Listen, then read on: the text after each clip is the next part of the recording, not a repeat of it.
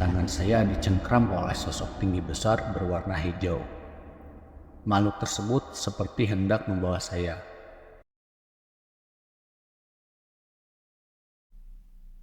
Assalamualaikum warahmatullahi wabarakatuh. Selamat datang di Misteri Bayangan. Perkenalkan, nama saya Rahmat yang akan menceritakan kisah-kisah horor atau cerita-cerita misteri yang diambil dari berbagai sumber atau seseorang yang mengalami kisah horor dalam hidupnya. Nah, pada kesempatan kali ini saya akan menceritakan sebuah kisah misteri yang dialami oleh sekelompok mahasiswa ketika melakukan kegiatan KKN. Cerita ini ditulis oleh Malik Ibnu Jaman. Terima kasih buat penulis yang telah mengizinkan saya untuk membawakan ceritanya ke dalam video ini. Baiklah, tanpa banyak basa-basi lagi, kita langsung ke ceritanya.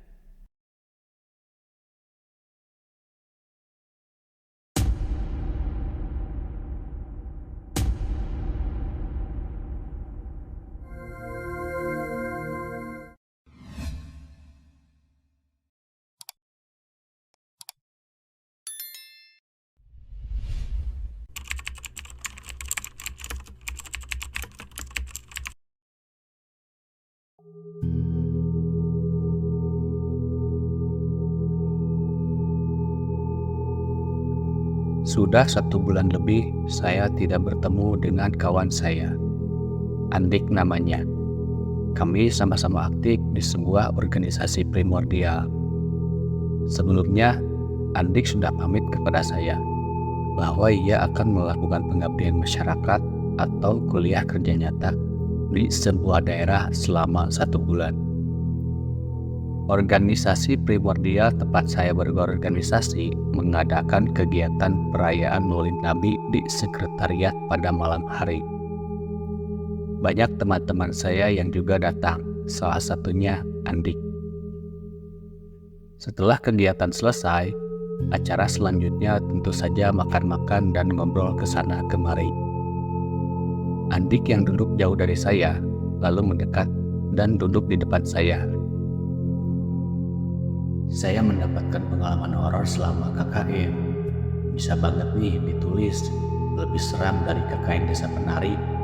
Masih ada yang ngikut, ujarnya kepada saya. Saya hanya tersenyum kecut saja, sebab menulis hal semacam itu membutuhkan energi yang besar. Maka dari itu saya masih menimbang-nimbang jika akan menulis kisah horor. Mendadak kepala saya terasa pusing, tengkuk terasa berat, mata terasa perih, ingin sekali muntah rasanya. Daripada terjadi hal yang tidak diinginkan, saya pun pamit pulang ke kosan. Nanti saya kabari kamu lagi ya untuk mendapatkan cerita detailnya, ujar saya kepada Andik. Keesokan harinya, saya beraktivitas seperti biasa, berangkat ke kantor, dan telah melupakan kejadian tadi malam. Malamnya saya memutuskan untuk menginap di kantor, sebab sudah terlalu larut malam dan tidak ada lagi kendaraan umum ke kosan tempat saya tinggal. Selain itu, juga besoknya weekend. Malam itu yang tidur di kantor bukan hanya saya saja, tetapi juga ada 2 kawan saya. Hingga jam menunjukkan pukul 3 dini hari, mata saya tak kunjung terlelap. Padahal badan sudah sangat lelah. Jam 3.30 akhirnya saya bisa tidur. Baru saja beberapa menit saya terlelap, saya langsung masuk ke alam mimpi. Dalam mimpi tersebut, saya tidur di kosan. Tangan saya dicengkram oleh sosok tinggi besar berwarna hijau. Makhluk tersebut seperti hendak membawa saya. Terus saya berusaha untuk melawan. Dengan pukulan disertai teriakan takbir. Allahu Akbar.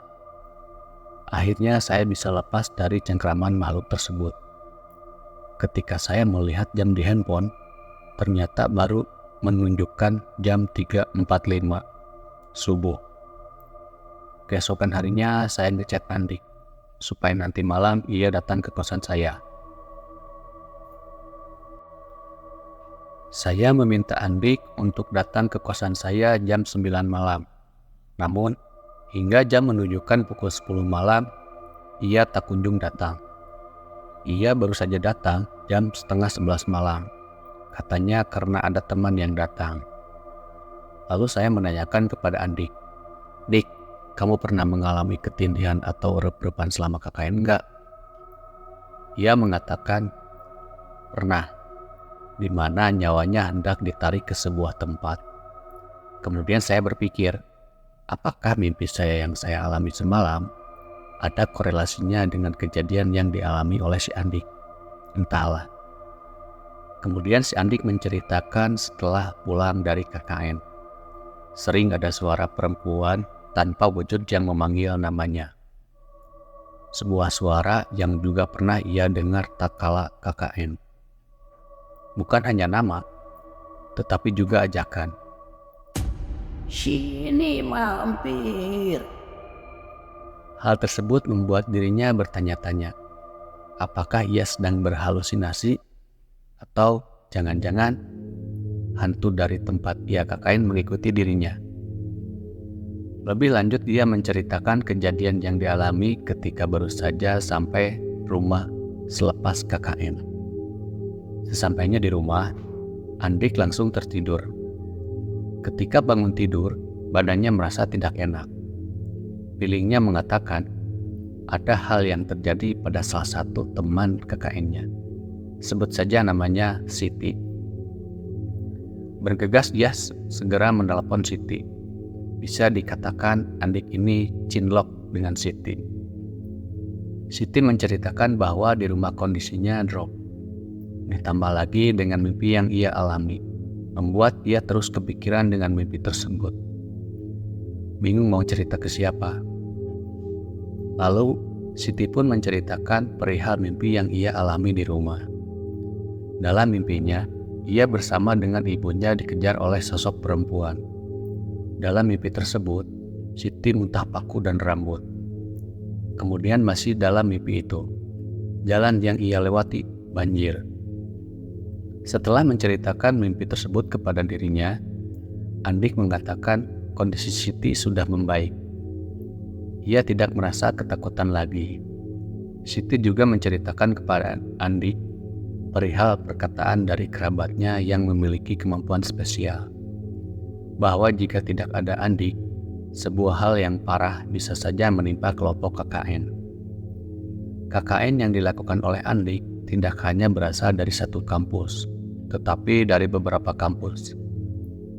Awalnya tidak ada hal-hal aneh terjadi, seperti halnya KKN pada umumnya.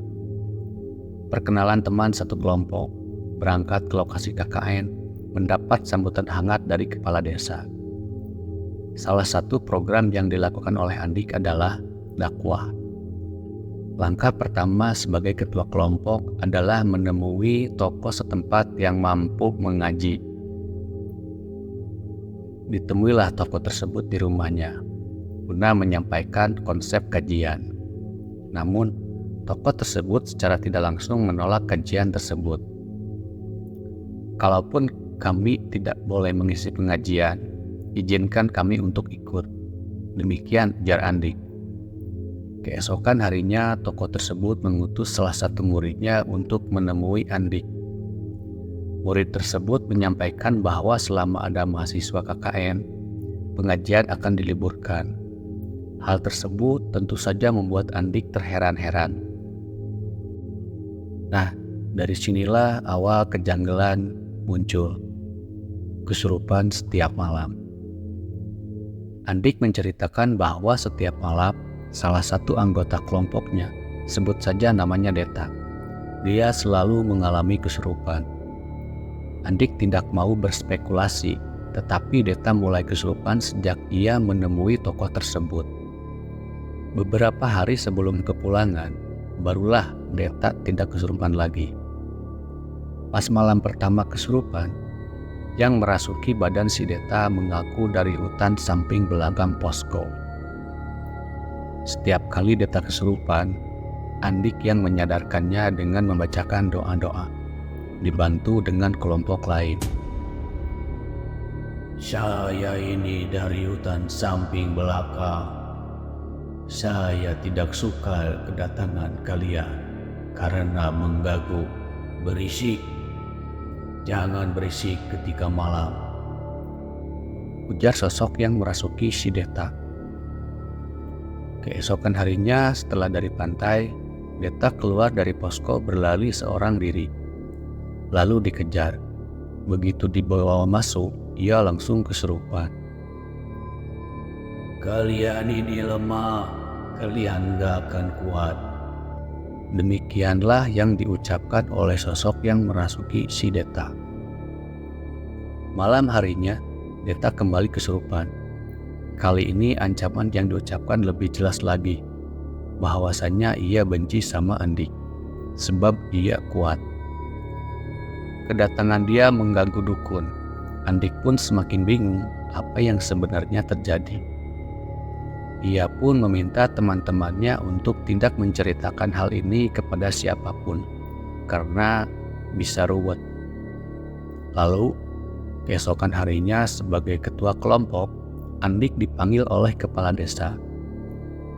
Kepala desa mengatakan bahwa dirinya mendapatkan laporan dari lembaga yang menaungi KKN perihal teror yang dialami oleh kelompok KKN di desanya. Ada masyarakat yang gak suka dengan kedatangan kalian, ungkap kepala desa. Andik pun menjawab bahwa tidak ada kejadian apa-apa. Ia menjelaskan bahwa mungkin ada kesalahpahaman dan ia akan menanyakan kepada anggotanya. Sepulang dari balai desa, Andik menanyakan apakah ada yang melapor.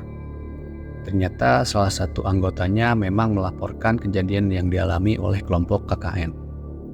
Malam harinya Deta kembali kesurupan. Kali ini disertai dengan amukan. Tuhan, saya benci sama kamu. Lebih baik kamu pulang sekarang atau nggak bisa pulang, ancamnya. Setan yang merasuki Deta mengungkapkan bahwa ada sosok bersorban putih yang selalu melindungi Andik dari gangguan-gangguan setan di sekitar. Malam berikutnya Deta juga kembali kesurupan lagi. Kali ini badannya kaku. Setelah dibacakan doa sembuh, lalu kesurupan lagi. Begitupun seterusnya.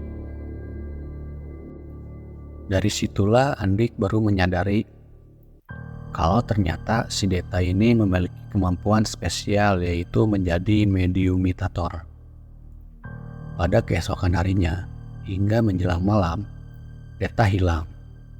Warga dan anggota kelompok KKN dikerahkan untuk mencarinya. Segala tempat telah ditelusuri, namun hasilnya nihil.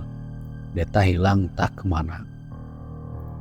Tetapi ada satu tempat yang belum dicek, yaitu hutan samping belakang posko.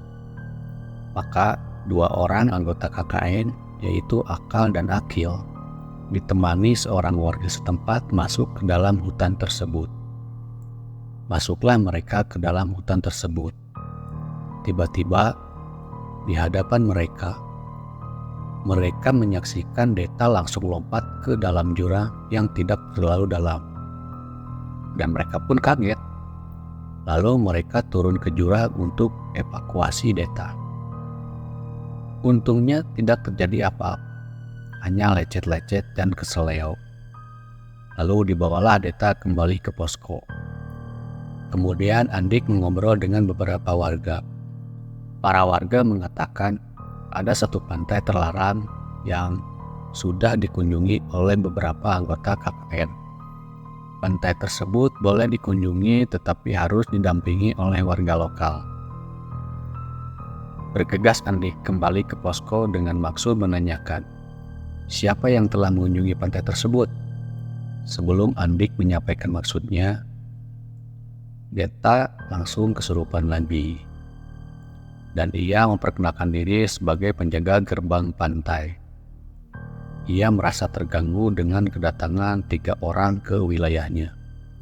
Ia mengancam akan membuat 3 orang tersebut tidak tenang dalam hidupnya. Janganlah, ketiga orang tersebut tidak tahu jika itu pantai terlarang, ujar sosok yang merasuki Deta. Lalu Andik menanyakan apa yang harus dilakukan.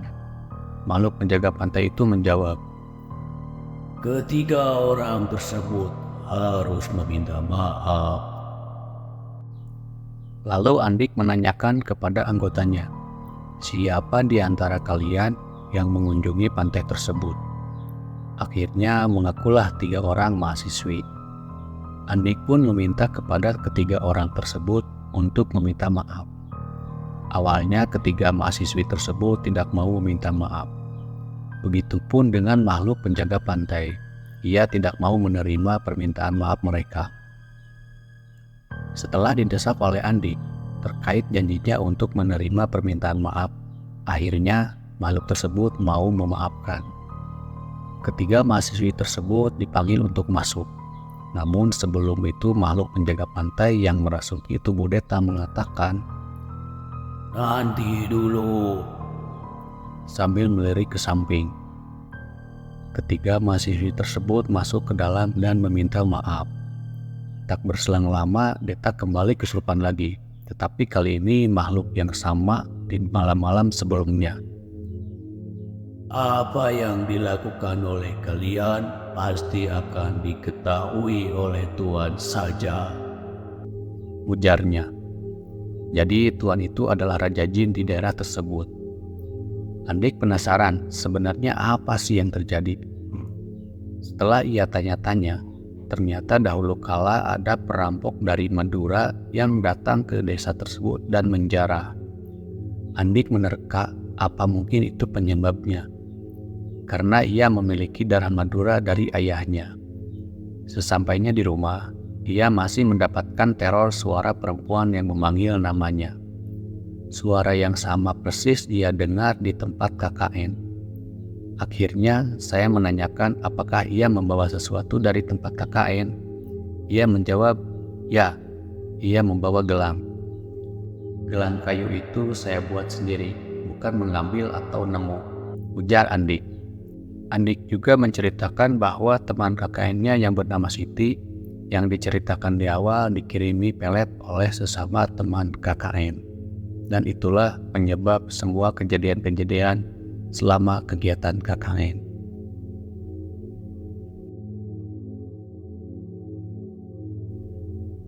Dan cerita ini berakhir.